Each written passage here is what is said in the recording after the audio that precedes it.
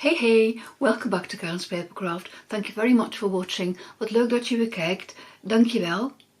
I was asked to make a wrap for a gift of €15 and I opted for my mini version of the Cracker and Treat Box dies. I will link to that at the end of this video. That takes care of the coins. I made 5 of them and put Euro coins inside. I also wanted to wrap them together, so I took a 6x8 cellophane bag. Now these are flat, so watch me turn this into this. Add a nice closure, some floral decorations, and you have a very pretty gift. Curious? Keep watching. In this video I'm going to show you how to make the label and the decorations, the closure of the bag, and of course how you can turn the flat cellophane bag into a one which is gusseted. I will start with the label and the other decorations of the bag. These roses were cut from the designer series paper Hues of Happiness. I will show you one sheet. There's a couple of sheets in the pack which allows you to die cut these roses with the Blossoming Happiness dies, that one and these two as well. So you can cut all these roses which look really lovely, and I spent an afternoon happily cutting roses and put them in a bag. The leaves too can be cut with a die, so you can keep these ready to put on a card or in this case on a bag. For the label itself I used the TaylorMade Tags dies, and I used the largest one of that series and the second largest. The largest one I've already die cut in Highland Heather, and I die cut one in Basic White, and these little things to strengthen the label I die cut in Gorgeous Grape, and I put it on some adhesive sheet as you can see, so that when you stick them on they are already stickers and much easier to attach. A short break. I have a husband who suffers from refrigerator blindness. I die cut the second largest in Basic White, but I don't want this top, and if you stick it on like that it's too long and it will show under the roses, so I'm going to cut off this top, but I want the stitched edge as well. So you slide it into your die as far as you want it to cut off, and then you make sure that you have the cutting edge at the top and the stitched edge at the bottom. You secure it, and I'm going to take off, I don't know, about ½ an inch I suppose it is,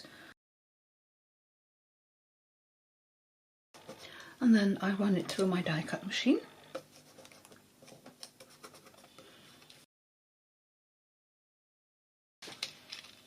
And I can show you that now it has turned into a rectangle with the stitched edge all perfect, and this tore. But I'm going to put, oh, Santa fell down. I've got Christmas all year round. You see, I have a really tiny mini Santa watching over what I do, but I just knocked him off the lamp that he's sitting on his little log. Right. Oh, and his pipe fell off.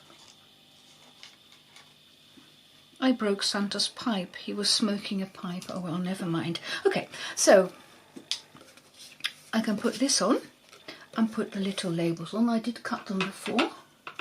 I used 2.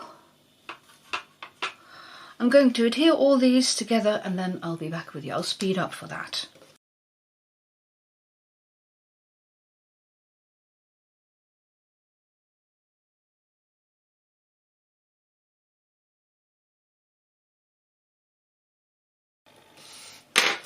Then I'm going to put the sentiment on top as well, stamped in Highland Heather, and I'm using the Something Fancy stamp set and the Something Fancy dies, this one.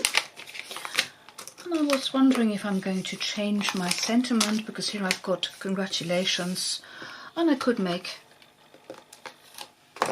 happy birthday as well, so I'll do happy birthday. You need a G block for that.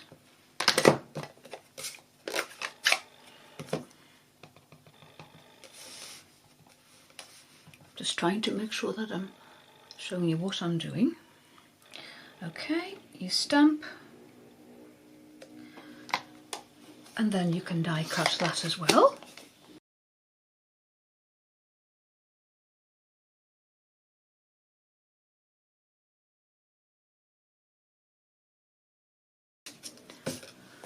And I'm going to use 2-dimensionals to put it on. No, I'm not going to use 2-dimensionals, I'm going to use the edge of the dimensionals. Is that, yeah, that's the right length. So you can use these edges and the strip won't buckle. Make sure I attach it the right way up, at an angle which looks more playful. So that takes care of the label. Okay, I'll show you the insert, a finished one. This is what you put in to make the bag a gusseted bag, and for that I use some cardboard. And this is the cardboard that comes with window sheets.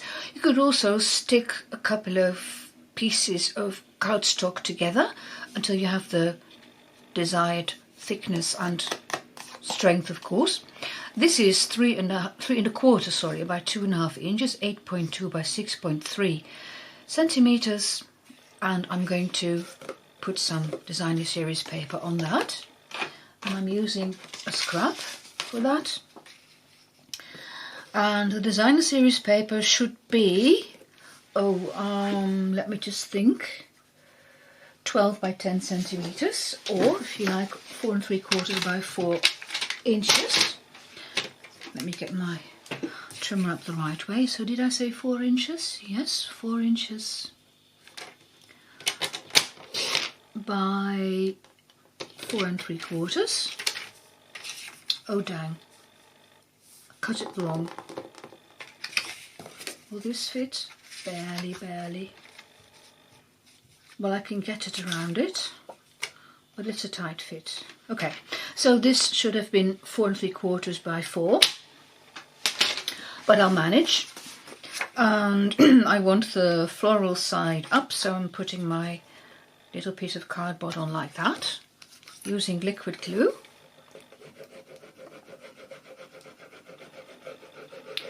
The point is, if you have a wider margin, it's easier to get the paper around.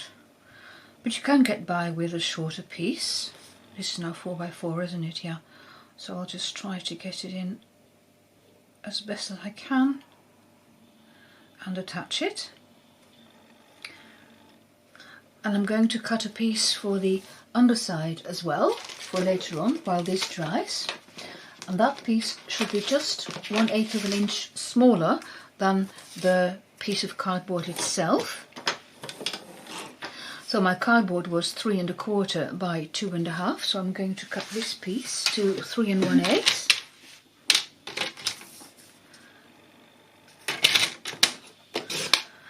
And 2 1/2 is what I said, so 2 3/8. So that you see it falls just within the margin of that little piece of cardboard. Now this should have dried sufficiently. I'm going to use my silica craft sheet and a bone folder, and I'm going to pre-fold that paper, so I'm going to score it along the edges of the cardboard. And then I'm going to cut, and I'll draw a line for you to show you where I'm cutting. So I want to stay away from that corner, so I'm going to cut roughly this piece. And here too, stay away from that corner, so roughly there, along that edge to there. And you go around doing that. Once you've done this a couple of times, you don't need to draw the lines anymore, but if you feel comfortable drawing lines, do that. I used to before I got confident enough. So you're going to cut, and then you stay away from the corner, and you turn the paper again. And I'll show you in a minute why it's important to stay away from the corner. You need that little piece away from the corner to be able to make a really neat corner.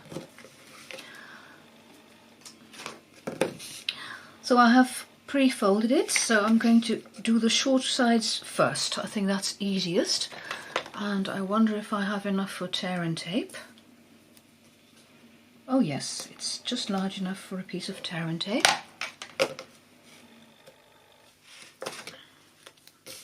So I'm going to do these two edges first and then fold the other ones over. So always make it 2 and 2 together, opposite ones. Okay, so now I'm going to remove the backing paper and fold it around. And because I scored it with my bone folder, you could use a scoring tool as well for that matter, the paper folds around easily without breaking. That's important. So again, I'm using my table to push down. Okay, and now you can see, I hope the camera picks this up, that these two edges have folded in. So I'm using my bone folder and I'm pushing down on them. It's like tucking in the corners of a sheet when you're making the bed. So like that, and you add some more tear and tape.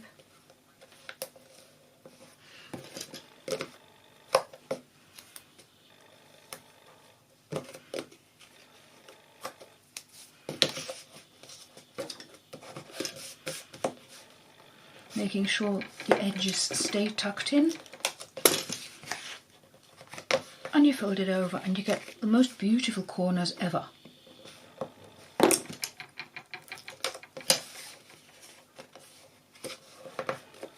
See how neat this looks? And then I can put that little piece on top.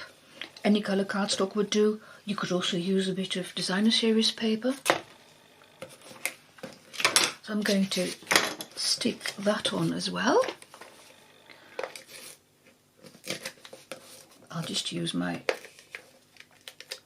Oh. Now what's this? I don't know what happened there. It took away the paper. Then I'll use my liquid glue. I think I need to give it a good talking to. It is a strong glue, but it shouldn't tear my paper like that. So what happened to that piece of paper, I wonder? Well, good old liquid glue to the rescue. Has that ever happened to you, that you tear your paper?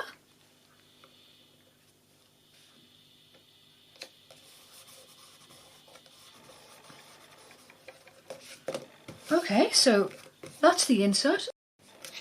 Then I'm going to show you how you can use this insert to turn this flat bag into a gusseted bag. Before I do that, I'm going to put some mini glue dots at the ready because I need those to stick the corners down. I'll need 6.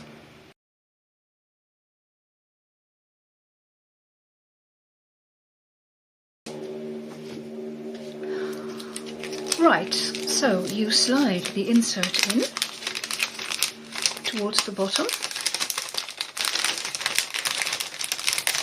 and then you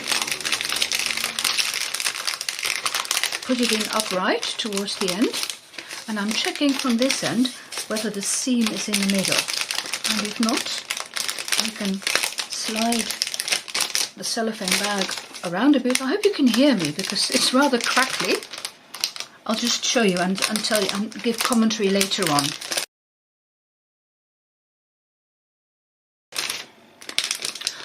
So I've put it in and I want to make sure that this seam is in the middle, which isn't quite, so I'm going to readjust that. And when it is, and you can still move it up and down a bit, when it's in the middle, with my left hand I'm putting pressure against it at the bottom, and now I'm using my bone folder to fold it down, and I'm using 3 mini glue dots to secure it.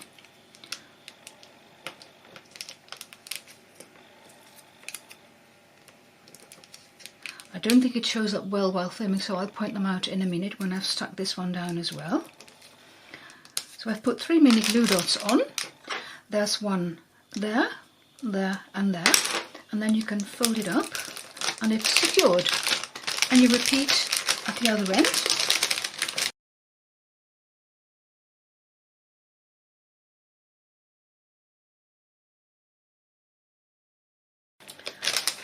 And then it has become a gusseted bag. To make the closure, I'm going to put this on its back again because I want this edge to be as straight as possible. You're going to need a piece of designer series paper which is 6 by 2 inches, which is 15.2 by 5 centimeters, and with the short side top you're going to score that at 1 inch, and in centimeters you score that at 2.5 centimeters. So you score it down the middle. You fold that, then you're going to put some tear and tape on.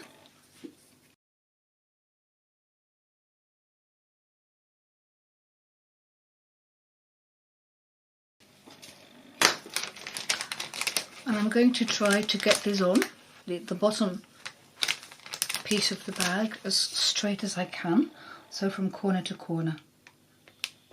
You can look from the top, that's nice and straight. Then you can fold it over. You see, that's how the closure works, but before I'm going to close anything, I'm going to put my crackers in. So I'll put the bottom back up again and then slide in all the crackers that I've made.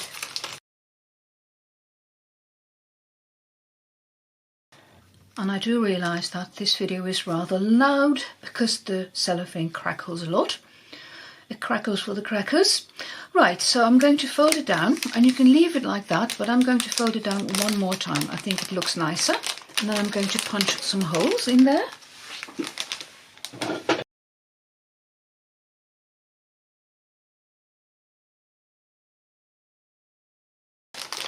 And then I'm going to use the metallic ribbon to close it off, and you need 2 pieces of 15 inches. I already pre-cut them. I'm going to put them in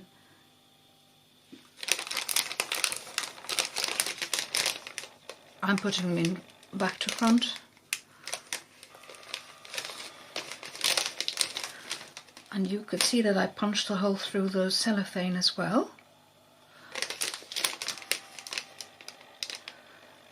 I wanted the bag to have a shorter look.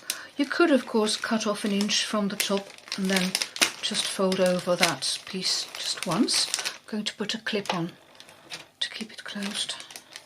Makes tying a bow a bit easier. And then while making this I decided not to put in extra flowers on the top, just the label. So when I've tied a bow,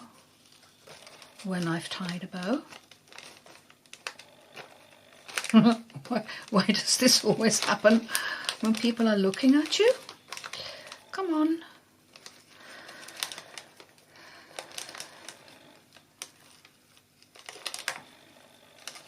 And that's much better, thank you. Okay, and then I had a piece of metallic ribbon for the label. Yeah, this, oh, here it is. I had hold of my spool there. This is about 9 inches. Yeah, 9 inches is long enough. And I'm taking my label and then I'm going to use an embroidery needle to slide that piece of ribbon under the loopy bit of the bow. Using a needle makes it much easier. There we go. See? You can pull it under and then you can put the label on. And I'm going to tie a simple knot and leaving the ends hanging free so that they dangle just like the other ends of the bow. Just a simple knot.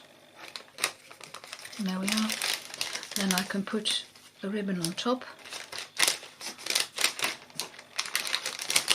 You could add the other flowers there, but I'm leaving it as it is.